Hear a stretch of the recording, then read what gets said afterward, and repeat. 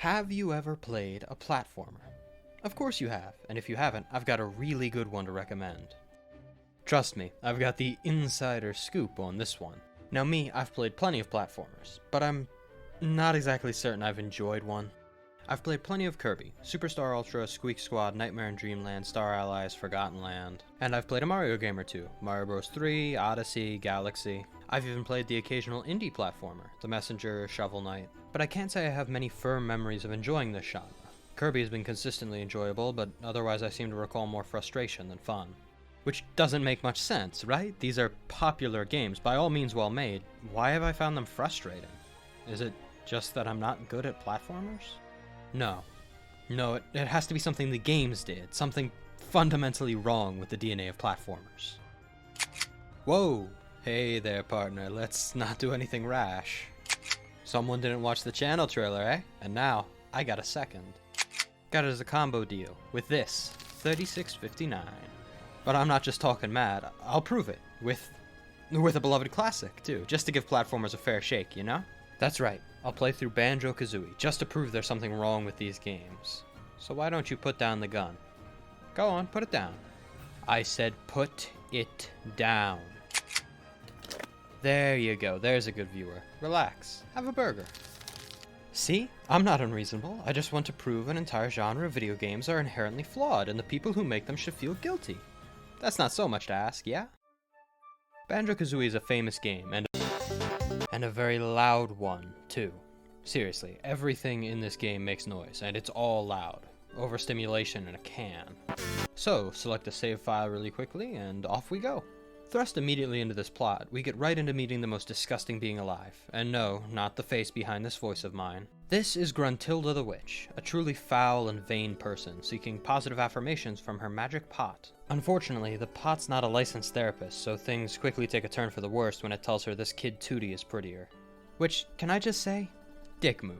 Everything, and I do mean everything, from a mound of dirt to the worms inside it are prettier than Grunty. Why turn her wrath on some random girl? Anyway, Grunty can't be having any of that, and you can probably tell from the rhyming that she's not exactly stable, so off she goes to kidnap Tootie and steal her beauty. Man, sucks for Tootie. Gotta be sorry for the poor sod who has to go save her. Oh, son of a bitch. Come on, Kazooie, time to get the fucking lead out. It's time to introduce our titular leading duo, Banjo and his trusty bird Kazooie. Banjo is a bear after my own heart. He's lazy and kinda dumb, and is the character you'll be controlling for the majority of the game. Kazooie is louder, and much sassier, picking fights with just about everyone she can speak to. These two make up an interesting and really charming dynamic, with the reliable but dim-witted Banjo spurred ever onward by the irritable bird on his back. This is displayed gameplay-wise too. Banjo covers your basic movement, walking, jumping, attacking, all the best. Meanwhile, Kazooie is responsible for all your special moves, as well as anything done in the air. Trotting at higher speeds, flying, waiting, and talking shit. Speaking of, here's Bottles. He's a nerdy little mole who gives us special moves, by which he means he'll eventually just tell us how to do more shit, like he can't do it now.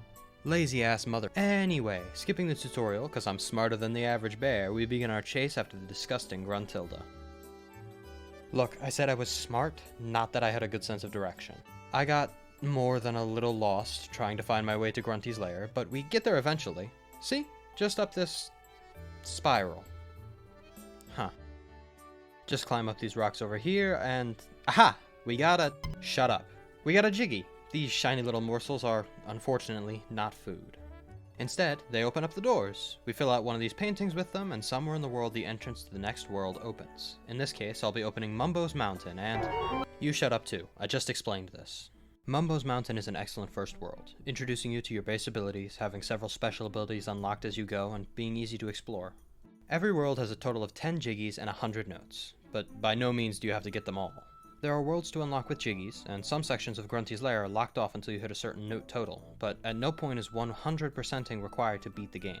And that's an excellent design choice. Getting everything is relatively painless. I assume. It seems pretty easy, but I identified with the lazy bear at the beginning. Did you really think I was pushing myself to 100% this? Every world is a lovely little sandbox to do what you like in. There's no immediate goal presented to you. Bottles tells you how many moves there are to learn in the level, and you're set loose. Like here, in Mumbo's Mountain. I could climb the mountain with the paths off to the sides, visit Mr. Mumbo of the mountain, grab this whatever Jinjos are, or, as I opted to do, go harass this monkey. This is Conga. Not sure what his deal is, but he's throwing fruit at me, the son of a bitch. So first, we steal a fruit and pass it off to this chimp for a Jiggy. Didn't catch his name. Next, we get Conga to toss fruit onto these blocks, and we free another Jiggy. Simple as that. So, just one monkey, and we've already uncovered 2 Jiggies, and that's not all we'll get out of Conga, so put a pin in it.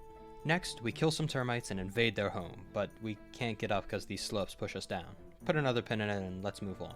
Up this hill and, wow, another Jiggy just sitting out in the open.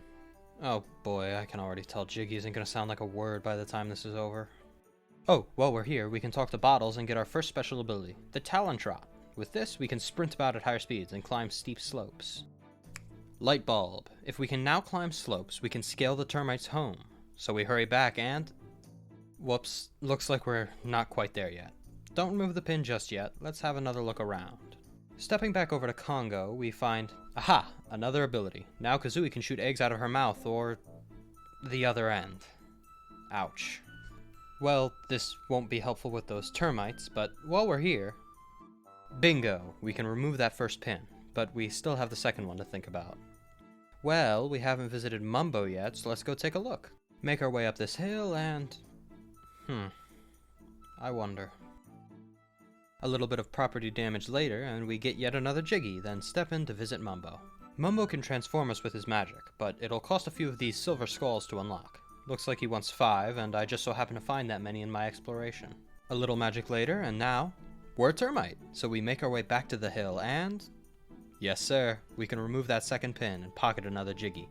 The worlds are, for the most part, all designed like this, with a few notable areas to visit and a lot of interconnectivity, driving you to organically explore, gather Jiggies, and pique your interest on more things to explore. It also produces a game that is very easy to pick up and put down, with organic stopping points after every single world. Stepping out of Mumbo's mountain, we managed to pocket 9 of the 10 available Jiggies, and most of the notes. Not perfect, but more than enough to move on to the next world, so let's shake a leg. Before we continue, I ought to introduce Brentilda, Grunty's sister. She's hidden all over the world and gives us frequently disgusting information about Gruntilda to help defeat her. It doesn't seem relevant right now, but it will be at the end of the game. Now, Brentilda gives you 3 pieces of information per meeting, and they're all randomized, so no looking them up. And yes, there's a lot of them. Anyway, we only need 2 Jiggies to open up the next level, Treasure Trove Cove. You know, seeing the picture in full, I feel a strange sense of foreboding. I'm sure it's nothing. Anyway, it's second verse, same as the first. 2 new moves and 10 Jiggies to find. A little bit of wandering around and we unlock the Shock Jump Spring. Just stand on these green pads and we can launch ourselves into the air. Even better, just over to the left and we can use this bucket to lower the water level. Type out Banjo-Kazooie on this floor, kill the crab. I'm from Maryland, I can do this. And we grab ourselves the first Jiggy. And... You ever get that feeling like a pit in your stomach? I'm sure it's nothing. Let's move on. This won't take long. Follow some X's around the island, kill this wannabe mimic. There's more to being a mimic than just a chest with teeth, my guy. And we're up 2 Jiggies. Investigating this grounded pirate ship, we climb the rigging and earn the ability to fly. What? Just like that? Second world and we can fly? Okay. With both powers under our belt, we can make some real progress.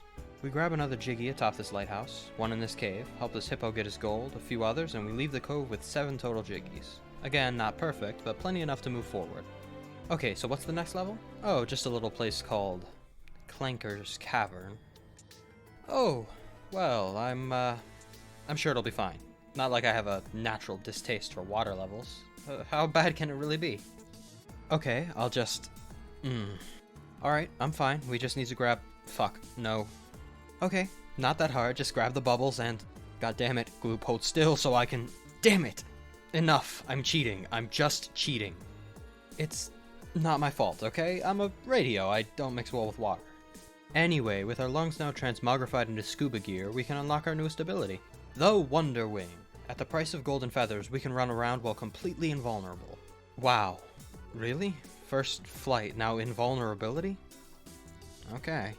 Well, with the ability nabbed, we can grab a few Jiggies. 1 here, another there, and check out of Clanker's Cavern. On to the next. Oh, say hi to Brentilda first. Okay, now on to the next. Pass through the note door, and it's not long before we come out to Bubble Gloop Swamp, which cannot smell good.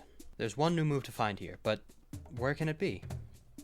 Man, it's just I don't think we're gonna find it. So now we can wear boots. And that's all I have to say about Bubble Gloop Swamp. And we don't have to wait long for the next world, because just through this way and we come to Freeze Easy Peak. Now, I know I talked bad about water levels before, but if I can be honest, I don't mind ice levels that much. Ice physics kinda suck, but not that much, and I kinda like the cold vibe, you know? Better to be cozied up in a winter cabin than sweating your balls off in some sandy-ass desert or being forced to show more than the barest amount of skin. Freeze Easy Peak is largely inoffensive, except for these god-awful snowmen who look like they're on a watch list. I call it like I see it, okay?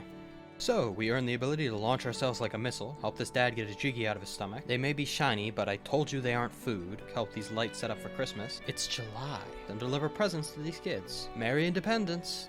Well, that was fairly fun. On to the next world. And better to be cozied up in a winter cabin than sweating your balls off in some sandy-ass desert or being forced to show more than the barest amount of skin. Ah, sand, a slow and insidious killer. Just ask the younglings. Fortunately, I am older than 10 years old and have little difficulty traversing Gobi's Valley. Jiggy here, jiggy there, and we're on to the next world. I seem to be a little short on notes. Checking my list, and I seem to be the shortest in Clanker's Cavern, so off we trot.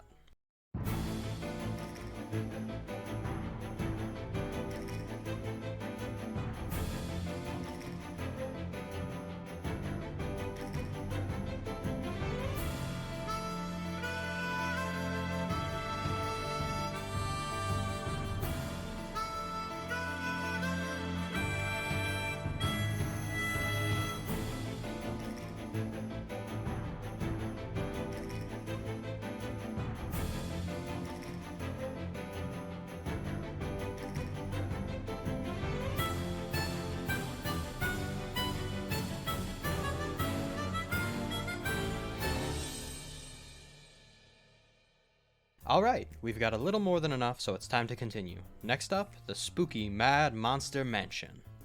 It is July.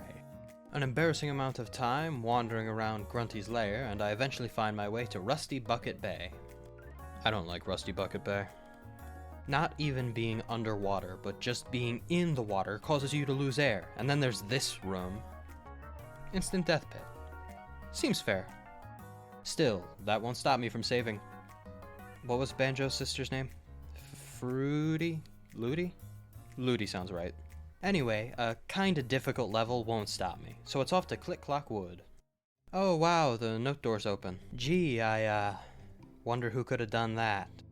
If I can be honest, while a little frustrating, Click Clock Wood is probably top 3 in Worlds for me. It has a more creative theme than just beach, spooky, or Christmas, engaging but not entirely frustrating platforming, and interesting jiggy puzzles that make use of the 4-season mechanic. Like Nabnut. In spring, he boasts of the amount of nuts he's stockpiled, but he's already eaten them all by summer. Once we reach autumn, he's realized his mistake and begs us for assistance, which we provide. Then, in winter, he's safe and warm for the... Recognize the pipeline, folks. Oh, and there's Irie the Eagle. We break this big old baby out of his egg and he immediately starts napping. I couldn't be more proud. Come summer, he's gotten hungry and we need to fetch him 5 caterpillars to eat. Then it's straight back to bed. Then, in August, he's even hungrier and needs 10 caterpillars. Come winter, Irie's all grown up and gives us a jiggy for our troubles. Almost to the end of the game, we just passed through the mysteriously open note door. Gee, I wonder who could have done that. Anyway, just up here and we come to Furnace Fun, a board game Grunty apparently had built while we were on our adventure for some reason. It's a massive quiz show, each space correlating to a question you'll be asked about the game. Remember Brentilda? This is where her info comes in handy, as these tiles ask questions about Grunty's life, something I regret knowing literally anything about. Well, you're no Steve Harvey, so get gone already. And just like that, Ludi's rescued, so it's time to kick back, relax, and enjoy the credits. Fuck, we never beat Grunty, did we? Well, I'm sure it won't be too hard. We just head up here and... Okay, let's just input the cheat code and... There's no cheat code. Okay, game, I get it. Real funny. I knew I had a bad feeling about those cheats. Whatever, I'll take my lumps and go get the notes. You just wait right here.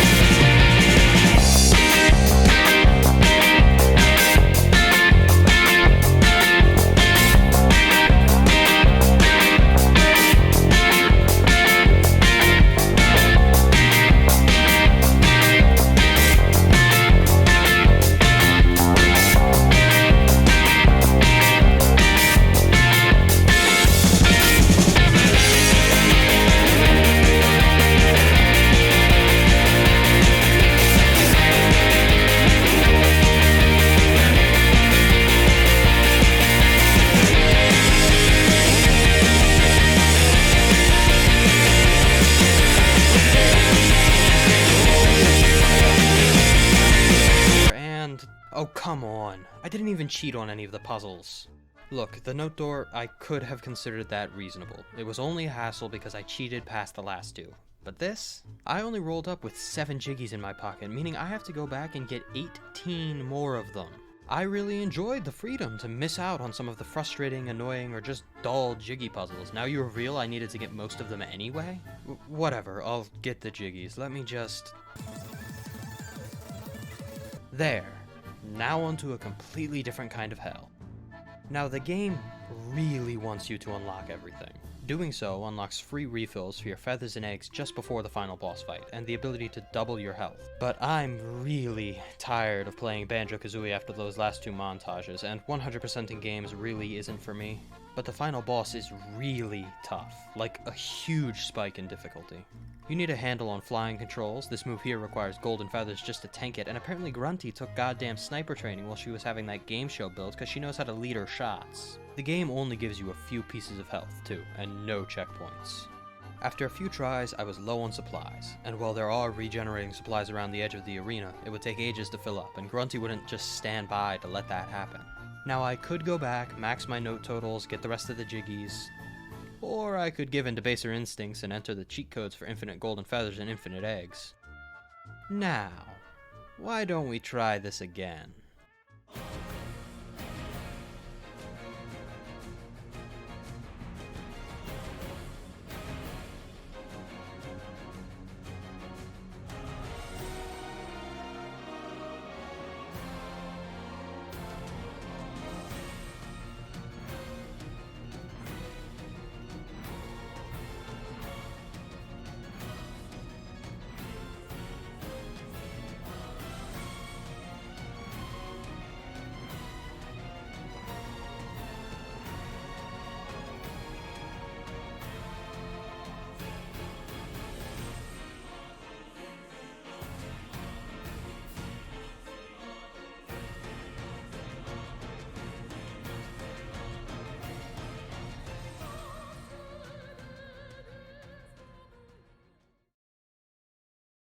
And down she drops, all the way down to Spiral Mountain and crushed beneath a boulder, where she's apparently still alive, but firmly trapped.